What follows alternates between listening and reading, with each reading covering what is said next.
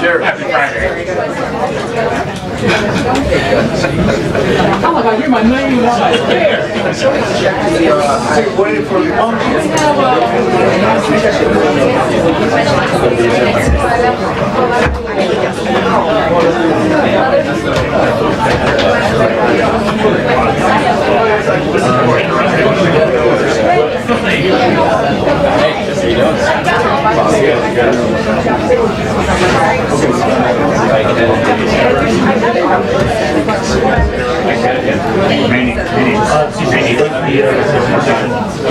Okay, and I was down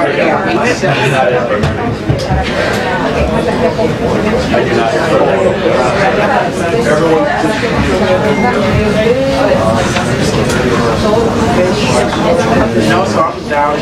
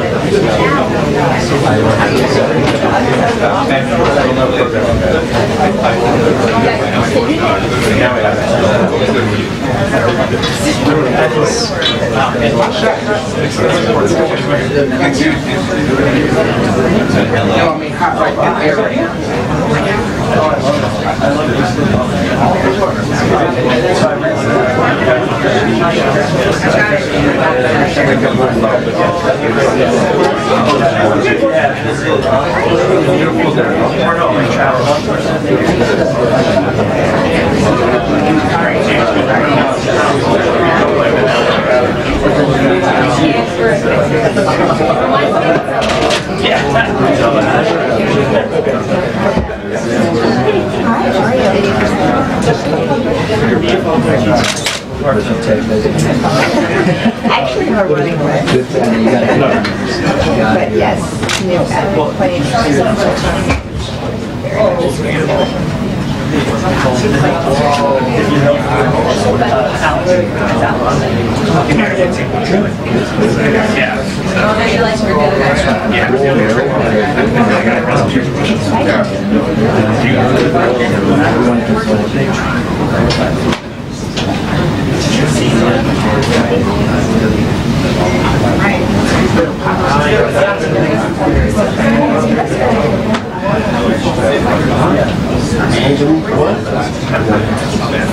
Yeah, let's go.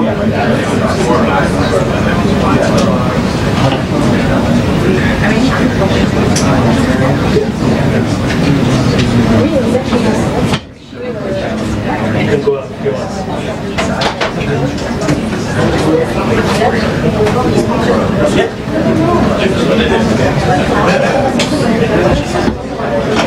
You're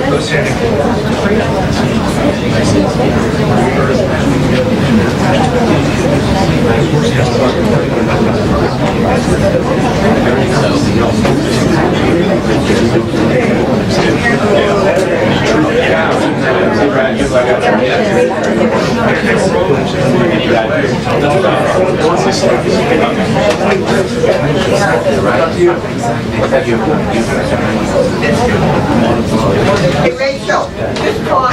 1, 2, 3, 4, 5, 6, 7, 8.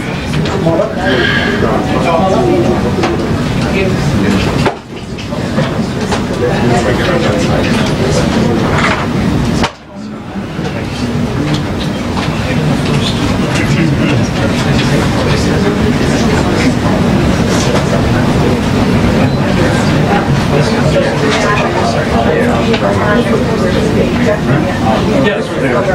Okay, thank you.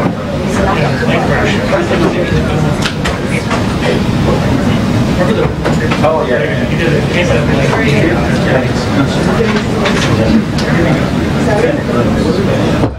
Sure.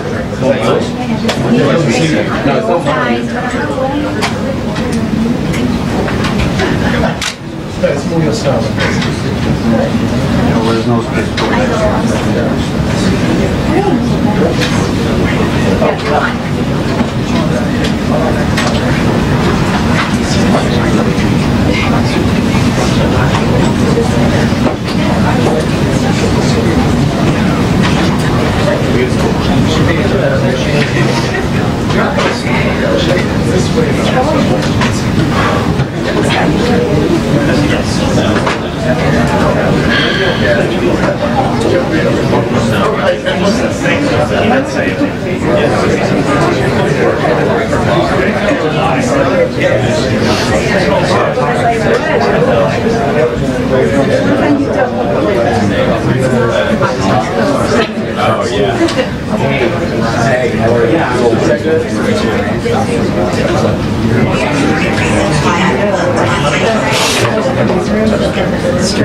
Yeah.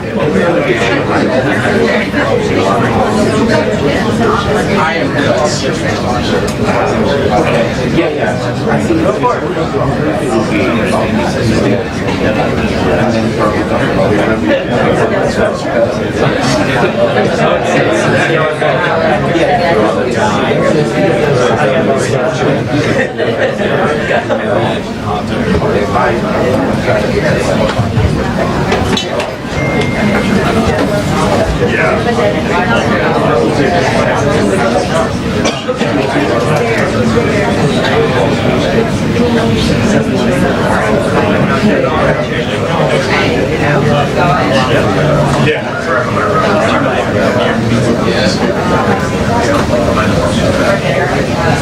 Okay, Steve is on 87. Cuts is on 87.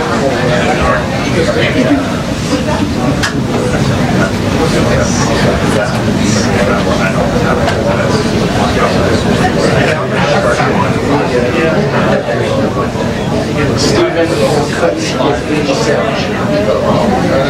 Manny, send a test.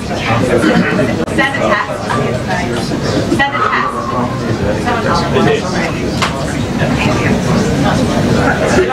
Well,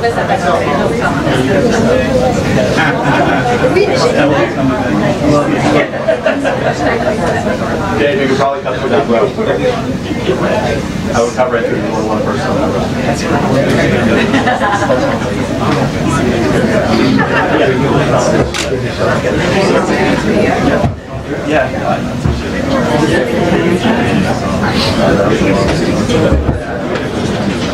Well, there's no question this is the end of a fairly extraordinary week for President Trump. If you think back, it was less than a week ago on last Saturday night when he addressed the nation, talking about those extraordinary military strikes on Iran. Then, of course, he went to the NATO summit in The Hague, and now he, of course, is back here, and he's expected to, I'm told, celebrate what he explained earlier as a giant win by the U.S. Supreme Court. Talking about the birthright citizenship issue, of course, even though the court is going to rule on the merits of that later, but also the idea of executive power. Well, if you step back here after the first 6 months or so of the Trump administration, of this presidency, it's clear this is his Supreme Court. This is one of the major differences from his first term in office, of course. He has 3 justices that he appointed on the Supreme Court, and the judiciary across the country also has many Trump appointees. Now, it's been a mixed bag, if you will, of rulings, as we've seen, but the ruling today by the court, it will not cause immediate relief. It will send many cases back to lower courts and open the door for class actions, but it signals one big question that all presidents have, certainly this president has, and that is the power of the executive branch, the power of the presidency. And throughout the ruling, and I'm told that the president was hearing some passages his advisor were reading to him that a single judge cannot block the executive branch. So that is something I expect him to talk about here at the press briefing. But it's also a moment for the president to talk about other challenges. He's staying in Washington this weekend, which is unusual. He normally goes to his golf club either at Bedminster during the summer or Mar-a-Lago in the winter. But until he's staying here to work with Senate Republicans, he wants them to get the job done, to pass his signature legislation by July 4th. That is very much an open question, the timing at least. So I expect the president is also to make some more sales pitches, if you will, on that. And there are some central questions hanging over that bill as well. Medicaid, he has advocated not to cut Medicaid. Even some Senate Republicans are worried about the cuts in the bill, the effect it would have on rural hospitals across the country. So much on the line, much at stake for the president. But for now, at least, the end of the Supreme Court term certainly is something that the president would like to celebrate. Wolf? What did you do for one?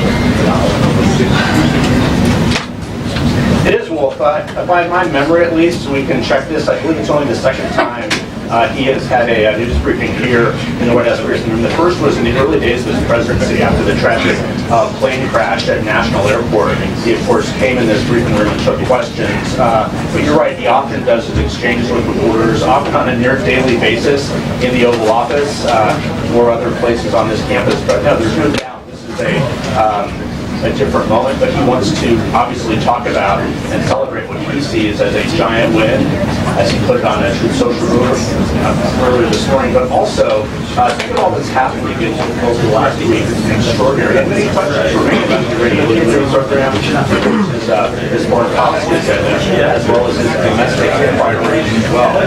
So it's a good, I guess, halfway mark of this first year in office for the president to come and take some questions. We'll see if he does.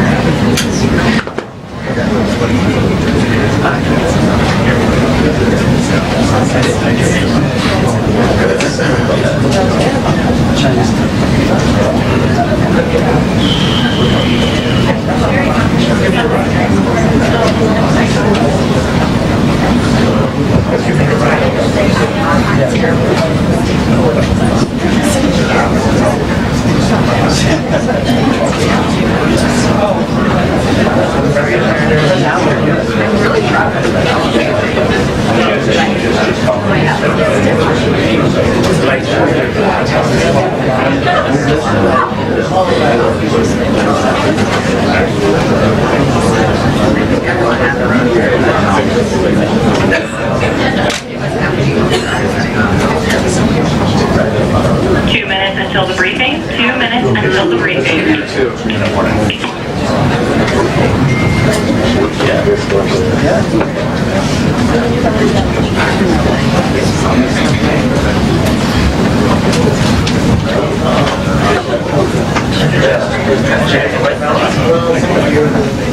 Sorry.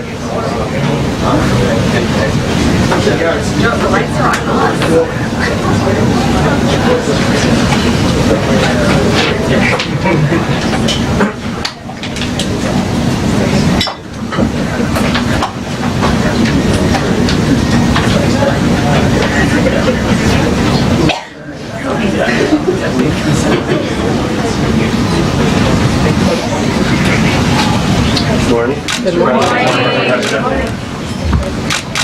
Well, this was a big one, wasn't it?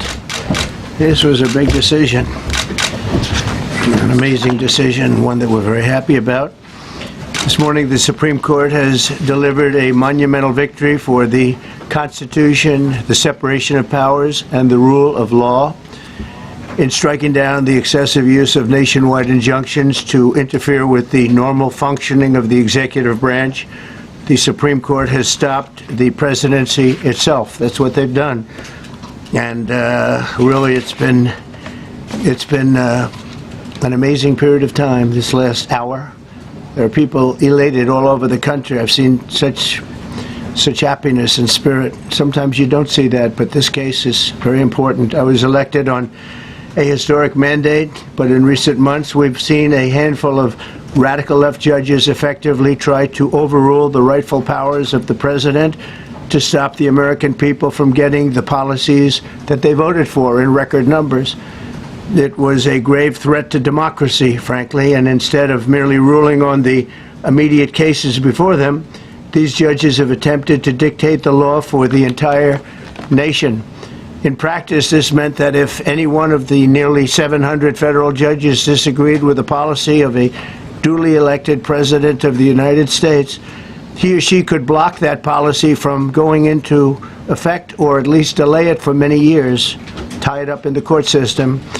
This was a colossal abuse of power which never occurred in American history prior to recent decades, and we've been hit with more nationwide injunctions than were issued in the entire 20th century together. Think of it, more than the entire 20th century, me. I'm grateful to the Supreme Court for stepping in and solving this very, very big and complex problem, and they've made it very simple. I want to thank Justice Barrett, who wrote the opinion brilliantly, as well as Chief Justice Roberts, and Justices Alito, Gorsuch, Kavanaugh, and Thomas. Great people. Thanks for this decision, and thanks to this decision, we can now promptly file to proceed with numerous policies that have been wrongly enjoined on a nationwide basis. And some of the cases we're talking about would be ending birthright citizenship, which now comes to the fore. That was meant for the babies of slaves. It wasn't meant for people trying to scam the system and come into the country on a vacation. This was, in fact, it was the same date, the exact same date, the end of the Civil War. It was meant for the babies of slaves, and it's so clean and so obvious. But this lets us go there and finally win that case, because hundreds of thousands of people are pouring into our country under birthright citizenship, and it wasn't meant for that reason. It was meant for the babies of slaves. So thanks to this decision, we can now promptly file to proceed with these numerous policies, and those that have been wrongly enjoined on a nationwide basis, including birthright citizenship, ending sanctuary city funding, suspending refugee resettlement, freezing unnecessary funding, stopping federal taxpayers from paying for transgender surgeries, and numerous other priorities of the American people. We have so many of them. I have a whole list. I'm not going to bore you, and I'm going to have Pam get up and say a few words, but there's really, she can talk as long as she wants, because this is a very important decision. This is a decision that covers a tremendous amount of territory. But I want to just thank again the Supreme Court for this ruling. It's a giant. It's a giant. And they should be very proud, and our country should be very proud of the Supreme Court today. And with that, I'd like you to listen to the words of Pam Bondi. She's an incredible Attorney General. We're very proud of her. And as you know, Todd Blanche is with us, and we have so many others that worked on this case and other cases. And I think they're doing a great job. Pam, please say a few words. Thank you, President Trump. Thank you for fighting for all Americans. Americans are finally getting what they voted for. No longer will we have rogue judges striking down President Trump's policies across the entire nation. No longer.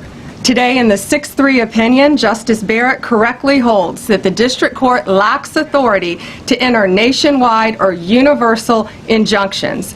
These lawless injunctions gave relief to everyone in the world instead of the parties before the court. As the Supreme Court held today, they turned district courts into the imperial judiciary. Active liberal judges have used these injunctions to block virtually all of President Trump's policies. To put this in perspective, there are 94 federal judicial districts. 5 of those districts throughout this country held 35 of the nationwide injunctions. Think about that. 94 districts, and 35 out of the 40 opinions with nationwide injunctions came from 5 liberal districts in this country. No longer. No longer. These injunctions have blocked our policies, from tariffs to military readiness to immigration to foreign affairs, fraud, abuse, and many other issues. The judges have tried to seize the executive branch's power, and they cannot do that. No longer. No longer. And on immigration, on a side note, today marks 2,711 arrests on these terrorists and these gangs. Total arrest today with HSI investigations. And thank you, Stephen Miller. Thank you to Homeland Security. Thank you to everyone working hand in hand with the FBI on all of these transnational gangs. TDA has been a huge terror to our country, as well as MS-13, as well as Sinaloa cartels. No longer. No longer. These injunctions have allowed district court judges to be emperors. They vetoed all of President Trump's power, and they cannot do that. This has been a bipartisan problem that has lasted 5 presidential terms, 5 different presidents. and it has ended today.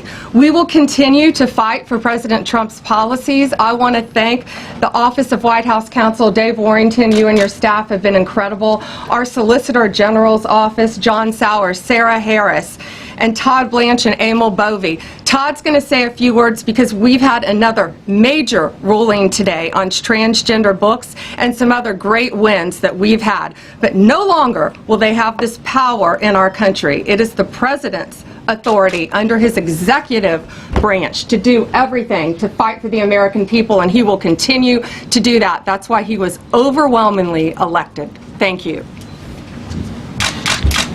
Thank you. Today's a great day for the rule of law. It's a great day for the Justice Department, and it's one that's been a long time coming, and one that every American should have been waiting for with bated breath. And so I echo what the President said, and Attorney General Bondi, that the Supreme Court did a great thing today, not only for this administration, but for every American in this country.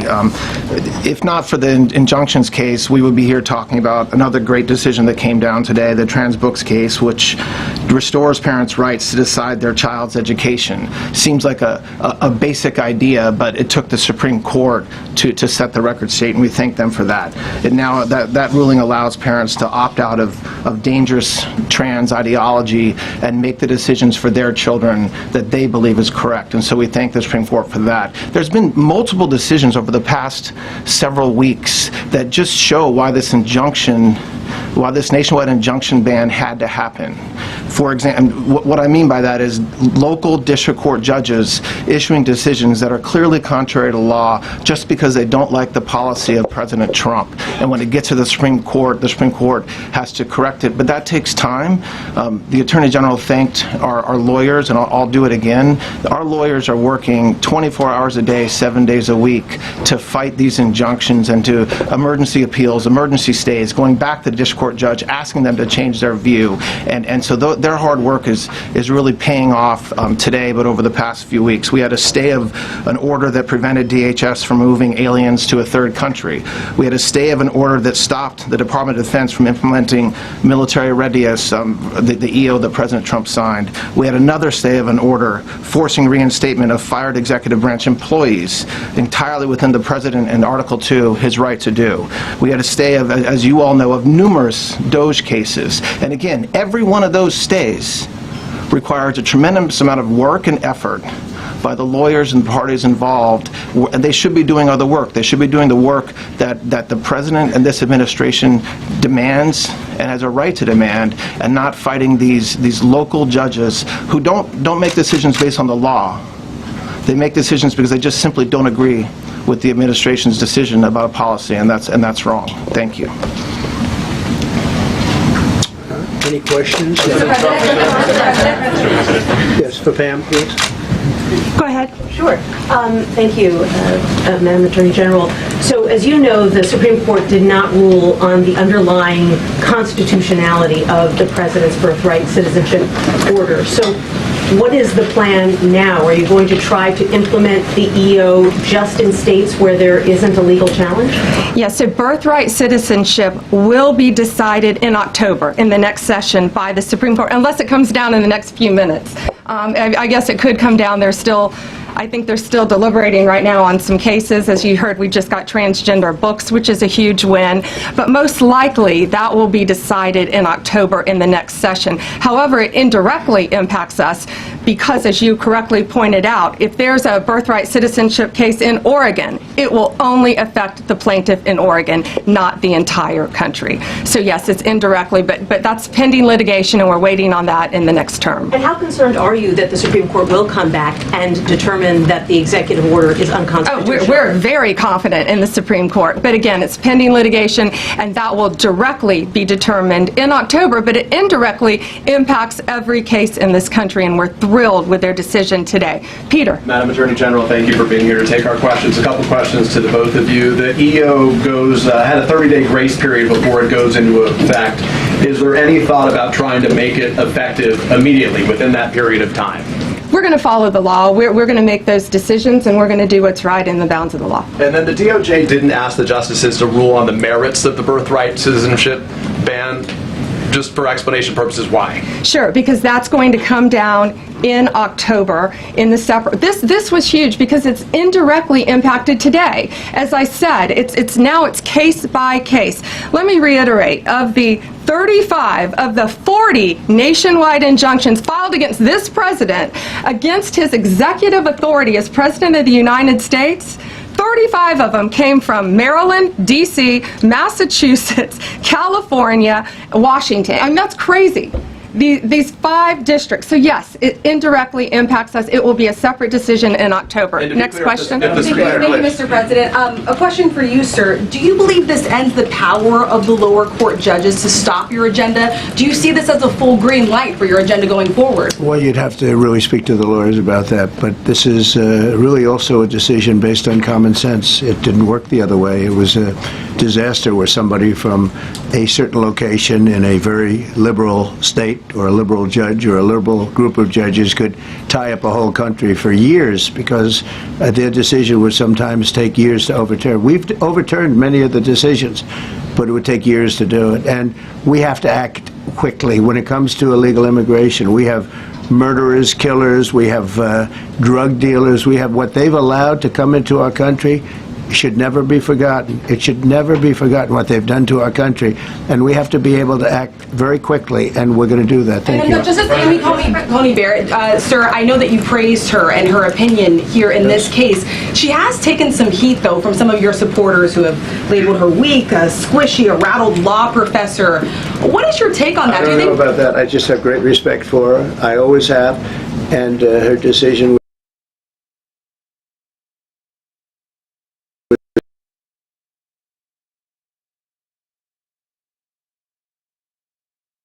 more and more concentration of power in the White House and the executive. Well, this really brings back the Constitution. This is what it's all about, and this is really the opposite of that. I mean, the question is fine, but it's the opposite.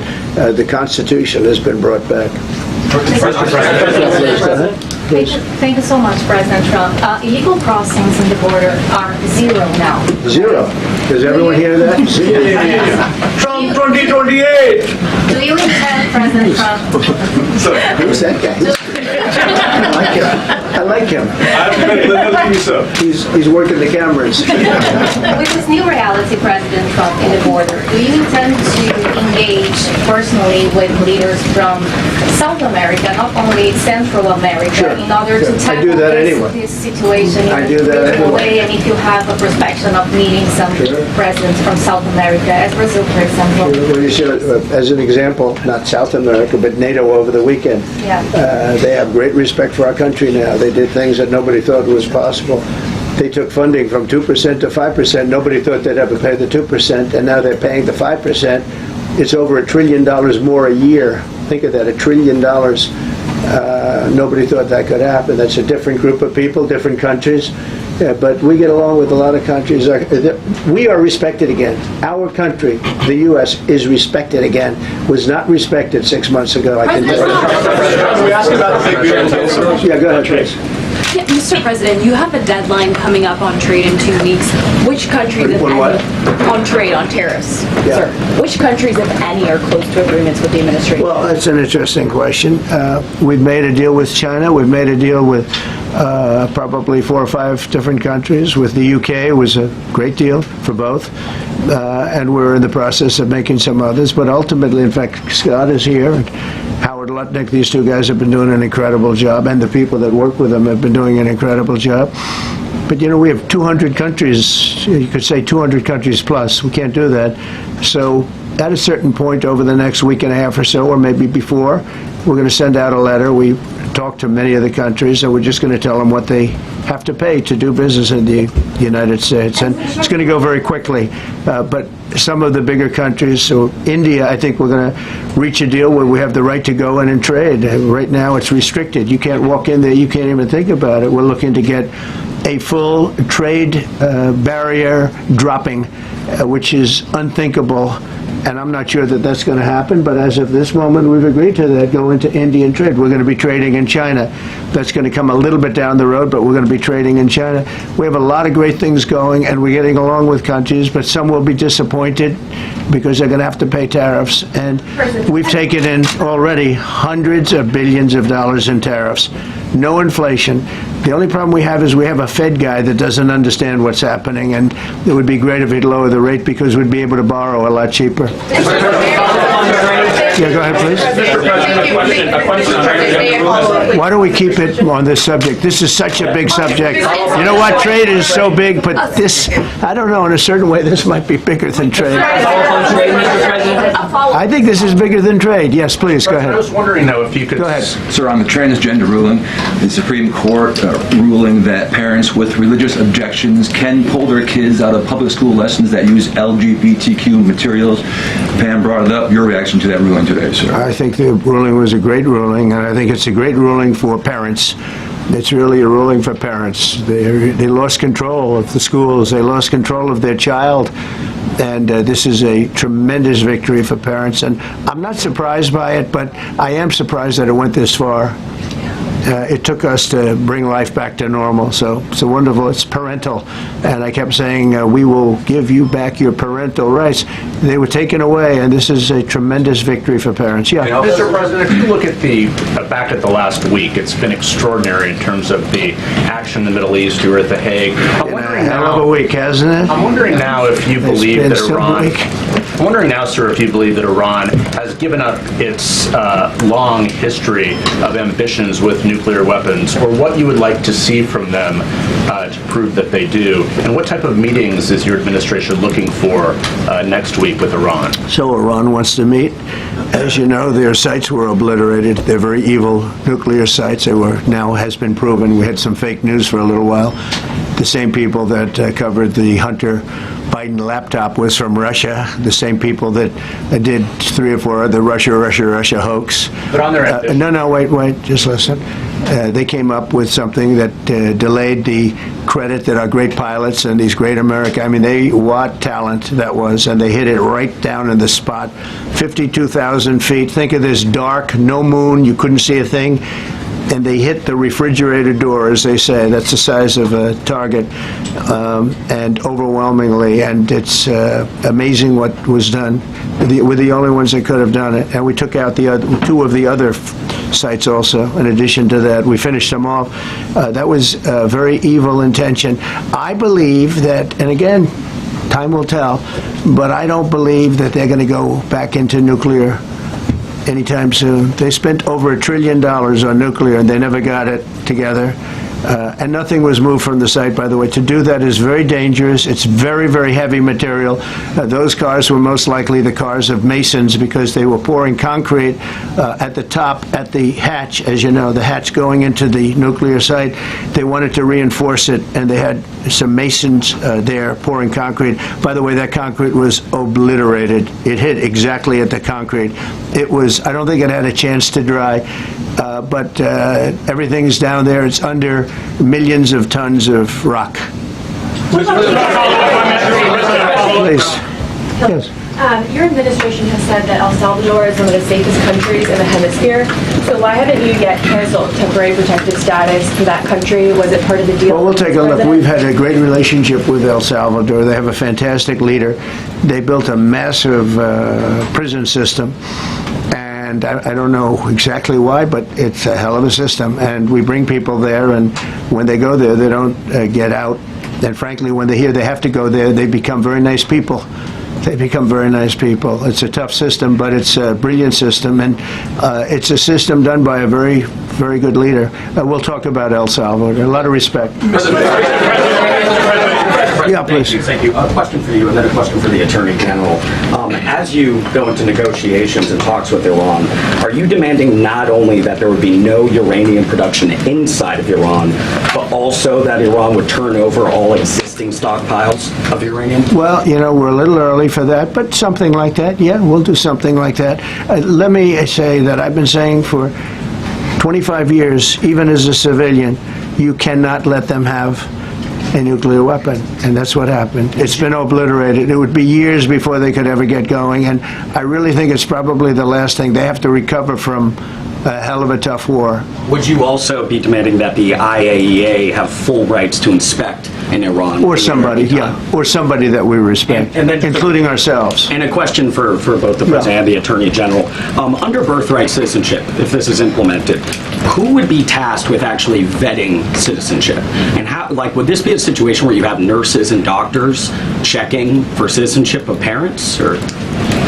This is all pending litigation. It's going to be decided in October by the Supreme Court, and we'll discuss that after the litigation. If you have an undocumented baby, would that baby then be an enforcement priority? The violent criminals in our country are the priority now. Let me put it in perspective. Today marked the 2,711th arrest in our country of TDA members, just TDA. Everyone in this room agrees they are one of the most violent criminal organizations in the world. And the Biden administration let them walk into our country for the last 4 years. 2,711 of them today have been arrested in our country. That is the priority of Donald Trump. That is the priority of this country, of Homeland Security, of all of our lawyers, of FBI. That's the priority. That will be discussed in October when the Supreme Court hopefully rules in our favor, and we're very confident of that. But you should all feel safer now that President Trump can deport all of these gangs, and not one district court judge can think they're an emperor over this administration and his executive powers, and why the people of the United States elected him. I just might add one thing, and they used birthright citizenship, some of the worst people, some of the cartels, to get people into our country, just so you know. And again, I say, if you look at the end of the Civil War, the 1800s, it was a very turbulent time. If you take the end day, was it 1869 or whatever, but you take that exact day, that's when the case was filed.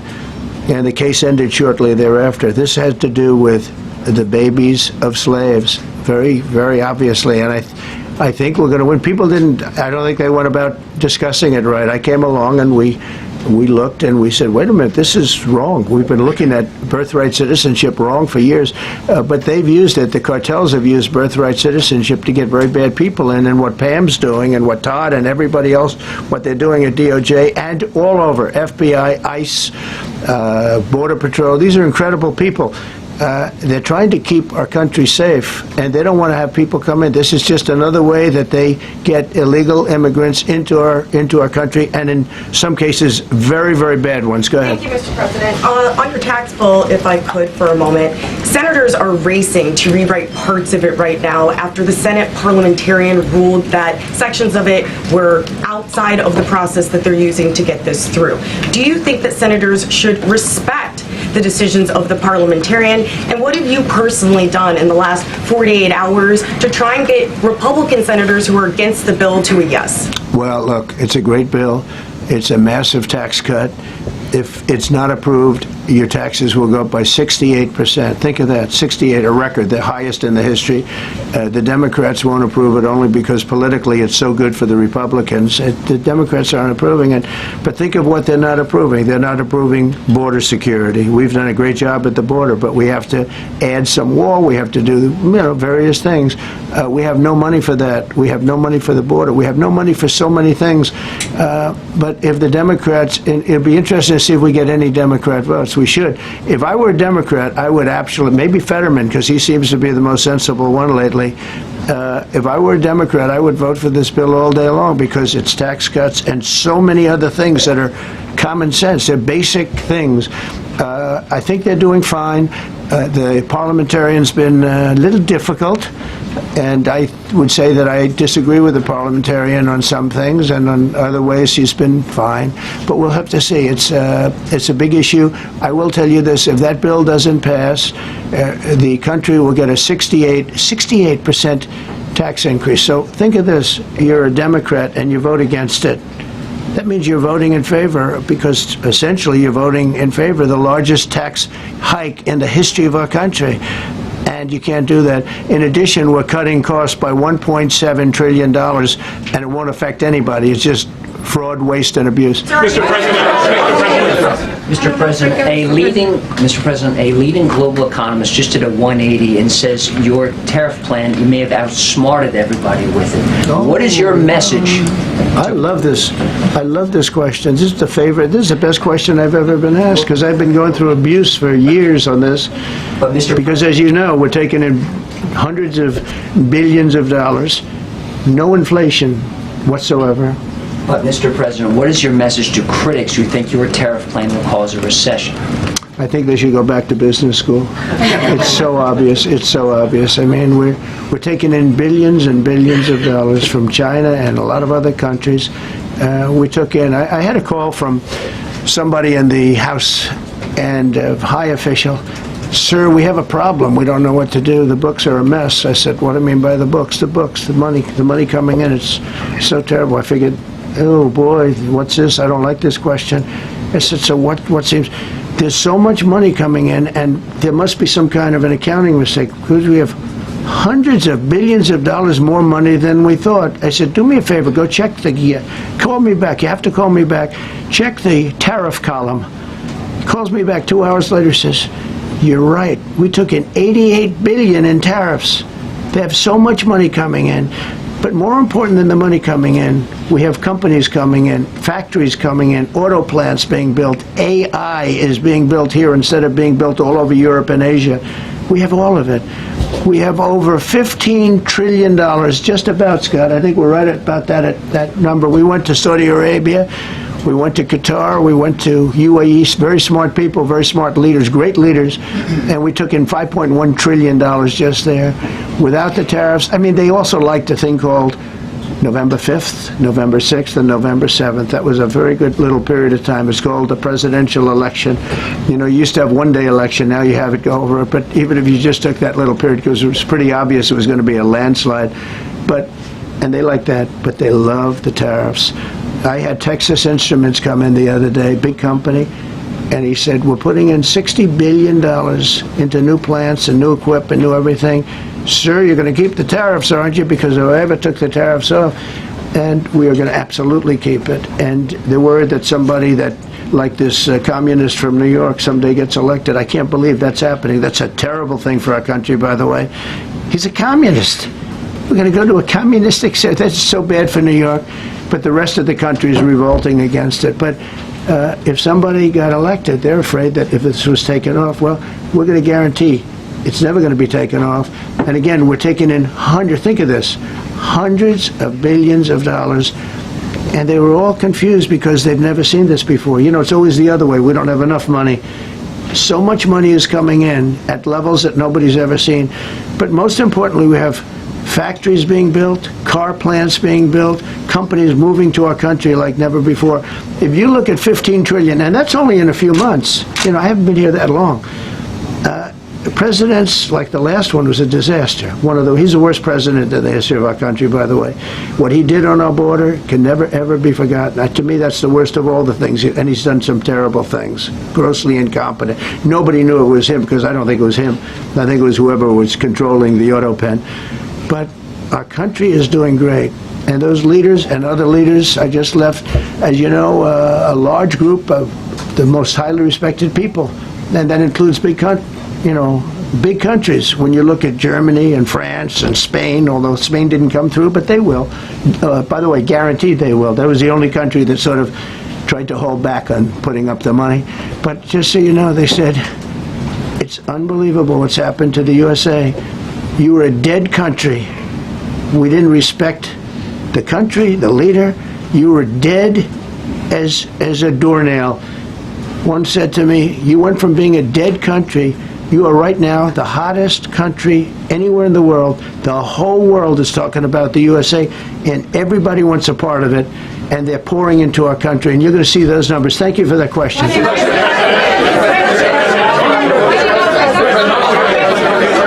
Yeah, go ahead, please. Thank you, Mr. President. I have a question about trade. Secretary Bessent has said that he hopes tariff deals with major partners will be done by Labor Day. So if some deals are not done by your July 9th deadline, will some countries' tariffs go back up, or will they stay where they are Well, now? there are some countries that are used to ripping us off, to be honest with you, and I don't want to name them, but you sort of can name them. And they're so used to just, taking it billions and billions of, look, we had a trade deficit of more than $1 trillion. Think of $1 trillion. A trade deficit. That's because nobody cared. We cared a lot when, I took in hundreds of billions of dollars in tariff. We had the greatest economy in history up until now. I think we're going to blow it away. But during my time, and especially prior to COVID, we had the greatest economy in the history of our country. I think we're going to blow it away now based on the kind of numbers that we're seeing. But some countries are very angry because they've been ripping us off for years. They've been making billions and billions of dollars. There was nobody to negotiate with. They could do whatever they want. They charged us tariffs, by the way, at numbers that we've never seen before. And we ended up losing much more than $1 trillion a year. $1 trillion a year on trade. And now they're being met with a force that's far greater than them, and they don't like it. So they're upset because instead of making, $5 billion, they're going to break even. Or they'll make a little bit. I want to be nice. They'll make a little bit. Or we'll make a little bit. It's a big difference. Yeah, please go. Go ahead. Red dress. On the 2020 election, is there any more information on the special prosecutor? So many Americans still have questions about the 2020 election. And speaking of rogue judges, would you consider appointing somebody at DOJ maybe to investigate the judges that allowed for the political persecution of you, your family, and your supporters during the Biden administration? I love you. Who are you? I'm Clara from Lindell TV. Well, that's just a very nice question.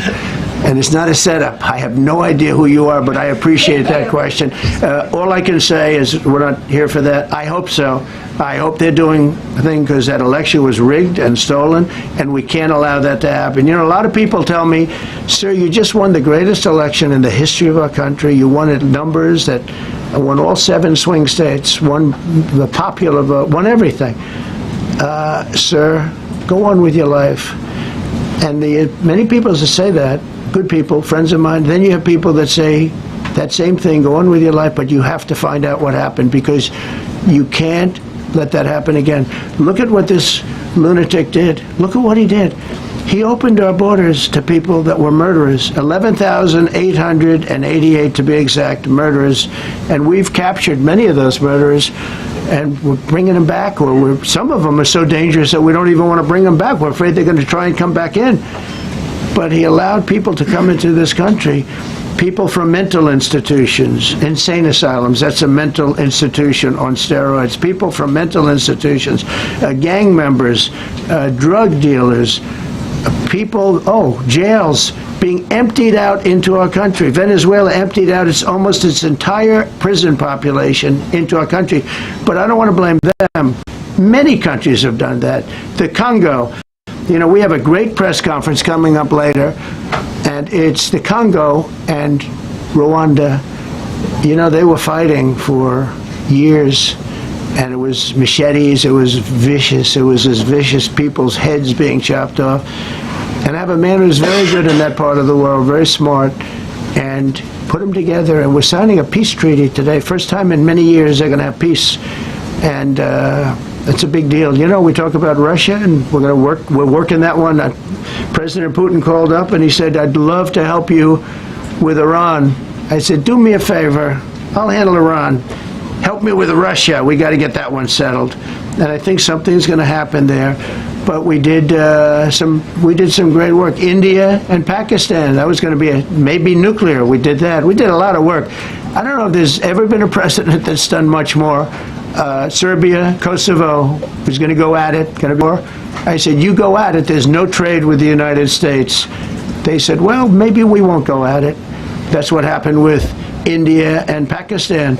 I was negotiating with both of them, and I said to Scott, I said to Howard, cancel all deals with India and Pakistan. They're not trading with us because they're in a war. They called back, what do we do? I said, look, you want to have trade with the United States, it's great.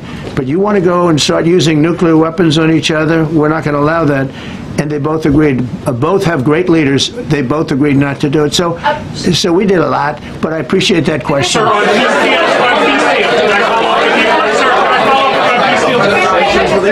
Thank you so much. Thank you, Mr. Orange. President. Thank you, Mr. President. I was just speaking with Senator Ron Johnson on the One Big Beautiful Bill, and he says he really wants to get to yes for you and get this accomplished. He does. He's a good man. But he also said that he needs more time, and he is not certain that the July 4th deadline is possible. Well, then he's not such a good man. Because there's too much work to do. He's a good man. Ron Johnson's doing a good job. He's very committed. Every Republican senator is committed. And, you know, you could have a couple of grandstanders, in all fairness. You could have somebody else. And it's very dangerous because our country would go from being the most successful country in the world to who knows what happens with a 68%, think of it, 68% tax increase. That was given by the Democrats because they like high taxes. I don't know what happened. You know, all my life, I'd grow up and I'd watch politicians talking. I'd say, oh, that's fun. And they were always saying, we will cut your taxes. We will cut your tax. I never heard it. They say, we will raise your taxes. And they elect people like this guy in New York that maybe has a chance. I find it hard to believe, but he maybe has a chance. They want to raise your taxes. So they want to see a 68% tax increase. That's more money than anybody could afford. You'd go into a depression if that ever happened. So I think there's a lot of pressure to get that approved. How important is the July 4th deadline to you?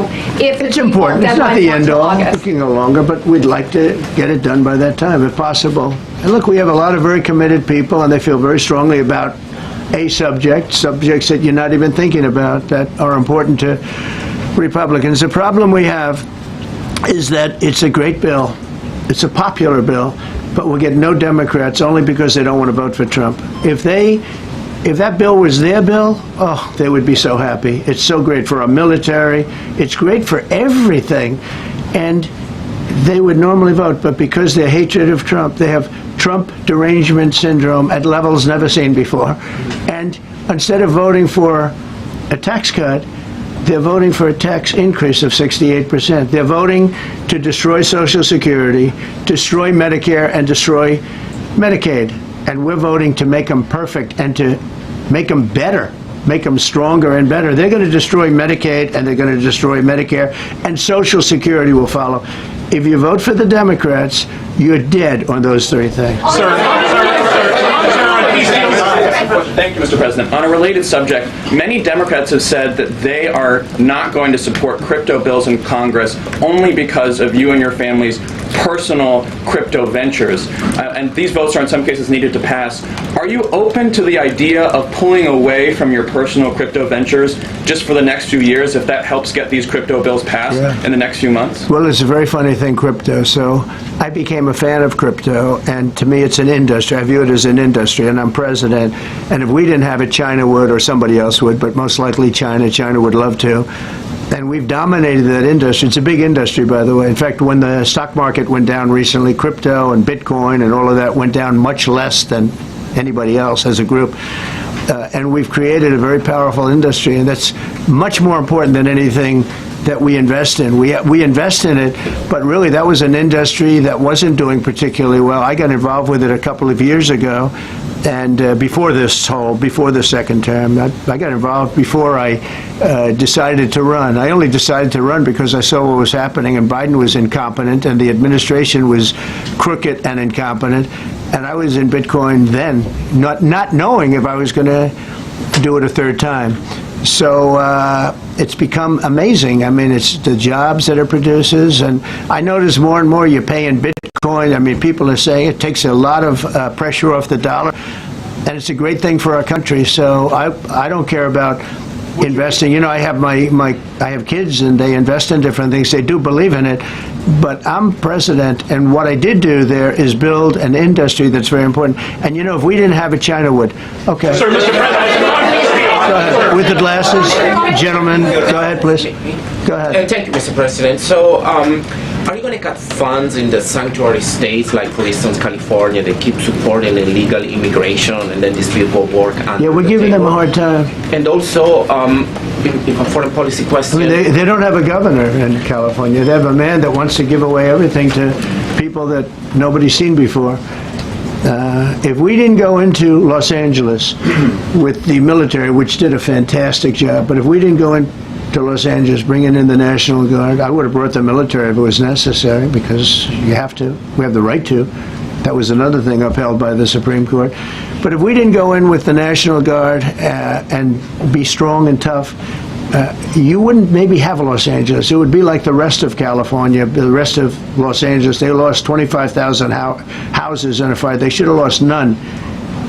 You know, I sent the water down. I had to break into their water supply because they just refused to do it. They're crazy. There's something wrong with them. They have plenty of water. They don't have droughts or anything. They have plenty. We let it come down from the Pacific Northwest. They routed all the water out into the Pacific Ocean for environmental reasons, okay? And now you have 25,000 houses, none of which would have burned down if you had the water. They didn't have water. They didn't have water for the fire pumps. They didn't have water in the sprinkler systems that people put in. So the answer is we're going to work with governors. We're going to work with radical left Democrats and Democrats. And we're going to make it good for everybody. We'll have to stop the crime in those. In the case of the cities, I think I can say just about all cities with heavy crime are run by Democrats. Yeah. Go ahead. 11 lies. Yeah, with the glasses. I'm with Iran. Go ahead, yes. International. Yeah, no, the man behind you, yeah, please. President Trump, Anthony Mashak from MTV Lebanon. I want to ask you regarding the threats posed by Iran's allies and proxies operating in the U.S. They were threatening your life. So what do you say about that? And regarding the Lebanon, because Hezbollah is as well part of Iran's allies, is there any time frame in Lebanon regarding disarming Hezbollah in Lebanon? Lebanon is a great place with brilliant people. You know, it was known for the professors and doctors and had an incredible history, and hopefully we can bring it back again. I just appointed a friend of mine who's Lebanese, and I didn't know he was Lebanese. I've known him for 20 years, very, very successful man, and I just appointed him. And I said, why would you want that? He said, because I was born there, I was raised there, I love it. I love it so much. I said, you know, it's very dangerous going to Lebanon as ambassador. And he said, that's what they say, but I don't care about danger. I mean, this is a guy that is just a very big business guy. He wants to give up his whole life to go to Lebanon because he believes in it so much. We're with Lebanon all the way. We'll try and straighten it out. Threatening your life as well, so what action? Threaten my life? Yeah, they have threatened. I get that throbbing feeling every once in a while. Get that throbbing feeling, but you know what? That's okay. This is a dangerous business. What I do is a dangerous business. You know, I tell the story of the car companies and different people in different professions you have. Race car drivers, as an example. 1/10 of 1% die. Bull riders, 1/10 of 1%. That's not a lot, but it's people die. When you're president, it's about 5%. If somebody would have told me that, maybe I wouldn't have run. Okay? This is a very dangerous profession. Should, by the way, so many questions. Should we keep this going, Pam? This is the opposite of Biden. Biden would take a half a question and he'd leave without answering it. Go ahead. On Iran. You tell me when it gets boring. On Iran. If Iran. Are you from Iran? No, I'm not from Iran. I'm from the UK. But if the intelligence reports conclude that Iran can enrich uranium to a level that concerns you, would you consider bombing the country again? Without question, absolutely. And have you had any conversations? Turned out to be unbelievable. But, you know, our incredible flyers and I call them the shots, these guys are unbelievable. Think, from 52,000 feet, they hit the equivalent of a refrigerator door. They actually hit it right in the center, so it's much smaller than that. And just bomb after bomb going deeper, deeper, blowing up. Incredible, incredible thing. I don't know if you heard the general, he was very impressive. Raisin Cane. You know, he's the one that beat ISIS for me. And he did it in a matter of weeks. And I was told it was going to take 4 or 5 years. And when I got this job, I always said, if I get this job, I'm going to put that guy as the head of the Joint Chiefs of Staff. And Dan Kane, and he, when I heard his name was Raisin, his nickname is Raisin Cane. I said, you got to be kidding. So I liked him right from the beginning, but he knocked out ISIS in a time that nobody ever thought possible. And when this attack was completed and so successful, I said, now I know how you knocked out ISIS so quickly. But we have the best people, we have the best equipment in the world. You know, I rebuilt the military during my 4 years, during my other term. We have the best equipment in the world. The problem is we gave away, you know, a lot of it, but small relatively speaking. We gave a lot of it away to Afghanistan. Shouldn't have happened. That just shows how incompetent they were. They gave all that equipment away, billions and billions of dollars worth. Shouldn't have happened, but that was small compared to what we have. Now we have a great military with great people. Okay. Yeah, please. Mr. President, congratulations. A couple of very different questions. One is Rwanda in 1994. As you grew up in New York, we all knew how horrific those attacks were. Congratulations on that treaty. There are talks that perhaps... That's going to take place today at 3 o'clock in the Oval Office. We're going to have a signing with Rwanda and the Congo. I have a follow-up. So I'm a little out of my league in that one because I didn't know too much about it. I knew one thing. They were going at it for many years and with machetes. It is one of the worst wars that anyone's ever seen. And I just happened to have somebody that was able to get it settled. I mean, just a brilliant person who is very comfortable in that part of the world. It's a very dangerous part of the world. I said, are you uncomfortable there? People are being killed. School children are being raided and killed. And I don't even want to say how, but as viciously as I've ever heard. Are you uncomfortable? No, that's the part of the world that I know. Very comfortable. Was able to get them together and sell it. And not only that, we're getting for the United States a lot of the mineral rights from the Congo as part of it. They're so honored to be here. They never thought they'd be coming to. Look, this is a very tough part of the world. They never thought, they were just telling me, they never thought they'd ever be coming to the White House, and they're so honored. And so we're going to give them a great big reception. But that's after many years of fighting. It's a great thing. That's at 3 o'clock, I believe. Sir, are you concerned at all about secret nuclear sites in Iran? You talked about maybe just secret nuclear sites? Yes, that there might be some. Not really. Can I tell you, they're exhausted, and Israel's exhausted too. And I dealt with both of them, and they both wanted it settled, both of them, and we did a great job. But they're exhausted. The last thing they're thinking about right now is nuclear. You know what they're thinking of? They're thinking about tomorrow, trying to live. It's such a mess. It's such a mess. The place was bombed to hell. And no, I'm not worried about it at all. And I'm putting out a little statement. I'm going to respond to the Ayatollah's statement yesterday that we won the war. Oh, God, we won the war. And I said, look, you're a man of great faith, a man who's highly respected in this country. You have to tell the truth. You got beat to hell. And Israel was beat up too. They were both beat up. And it was a great time to end it. It was quick. They got the hate out. There was a lot of hate. A lot of hate. It would be great if they didn't have that hate. But the last thing they're thinking about is nuclear weapons right now. Please. Thank you, Mr. President. Iris Howe with NTD Research Media with the Epoch Times. Thank you so much for doing this. It's very refreshing for all of us here It's a good group. in this room. It's refreshing. Very refreshing. Yes, we have to have this, and I understand what you mean. So thank you so much for coming out here. Other than Caroline's done a great job. Yes. You're referring to the past administration, not to Caroline, right? Yes. Back to the ruling today, if you don't mind. So you have always talked about winning for the American people. Right. How do you think today's ruling will enable you to further deliver for American families and workers across the country, not only when it comes to immigration, but also when it comes to trade, energy? What actions are most eager to move forward? Well, I think now? taking power away from these absolutely crazy radical left judges is a tremendous. This is such a big day. This is such a big day. It's like it's sort of sad because we're doing the signing at 3 o'clock, and this may very well dominate the signing of a big war that was going on and really affecting the continent of. Think of it, the entire continent of Africa was being affected, and we're settling that war today, and this will probably be a headline. But this is a very big moment, and it gives power back to people that should have it, including Congress, including the presidency. And it only takes bad power away from judges. It really doesn't take power. It takes bad power, sick power, and unfair power And it's really going to be, it is a very monumental decision. Yeah, please. Yeah, Mr. President, thank you very much. On July 9th, is that July 9th date set for tariffs to snap back, or could there be a... We can do whatever we want. We could extend it. We could make it shorter. I'd like to make it shorter. I'd like to just send letters out to everybody. Congratulations, you're paying 25%. He doesn't want. He's a much nicer person than I am.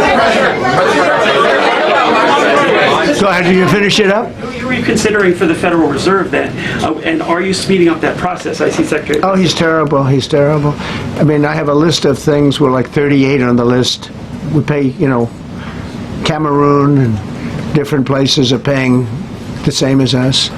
Because, you have somebody sets a rate at 4% or 4.5%. It's hard to go out and say we should be paying 1% when you have your so-called experts doing that. And the sad part is, as per the question that you asked about tariffs, we've had the tariffs, and we have less inflation than we had before. What we have is a hell of a lot more money, a hell of a lot more income, and we shouldn't be paying a rate like that. In other words, when we pay a rate, I'll tell you, each point is the equivalent of $300 billion. So if we had it down 3 points, because I think we should be at 1, you have Switzerland is at 0.25, in other words, 25% of 1%. And they're the number 1 right now, but we should be the number 1. And soon you're going to have, I think, you're going to have where the people will pay will pay, like we had a few years ago, where you put up money, you loan money, and I mean, you actually, instead of paying, you get paid. I love that. I don't know if it's any good, but I love it, where you put up money and you get paid. But we should be in a category, so we should be at the top of the list, not toward the bottom of the list. But we have a man who's not a smart man, and he probably has Trump derangement syndrome, and he's just not a smart person. What he's doing, though, is hurting us for years to come, because if we borrow money at 2 points higher than we should be paying, that's $600 billion. Wouldn't you say those numbers are about right, Scott? So it's 2 points would be about 600, actually more than that, but about $600 billion, all because the guy doesn't want to lower the rates. He's doing the service, a very disservice, and then he goes up and talks about, I'd like to see costs come down. He gets up and he does his little thing for 5 minutes, and he goes out and he goes back to the beach. He goes, I'd like to see costs come down. Well, he could lower the interest cost by $900 billion a year. All he has to do is lower rates. And everybody's saying, I was watching some of the business shows today, and they're saying, Trump's right. He should really be cutting. The country's doing well. We have no inflation. Now, despite him, we're doing great. But if we got the rates down, we would be a rocket ship. So I think that'll be it. And I just want to thank everybody. This is a really big day. We've had a big week. We've had a big week. We've had a lot of victories this week. NATO was a tremendous victory. The war was a tremendous. Look, we were talking about this for 30 years, about Iran being nuclear. And all I said is it will not be nuclear, and it's not going to be nuclear. And, I want to give credit to a lot of people, and most importantly to our great military. Boy, they put out that fire. Once that happened, once those bombs got dropped, that war was over. That war was over. But I just want to compliment them. Incredible. The general and all of his generals. Pete Hegseth was great. They all. And now I want to compliment Pam. A lot of genius went into this. People, if you don't say it exactly right, if the Supreme Court doesn't get it because it's incorrectly spoken about, and that happens. A lot of cases are lost because they don't say the right words. But I want to correct. She's going to go down as a great attorney general. I may change my mind about that. I don't know. Maybe someday I'll have call and say I was only kidding. She's going to go down as a great attorney general. This was a tremendous win, and we've had tremendous wins, but this was a tremendous win today. So I just want to congratulate you and Todd and your whole staff. Very brilliant people, and we can't forget John Sauer. That's right. Who is with. There's a medical emergency within his family, so he's taking care of that, and we said absolutely. So I just want to thank everybody very much. Thank you. Mr. Jeff Bezos on his wedding weekend. Thank you, Mr. President. Thank you, sir.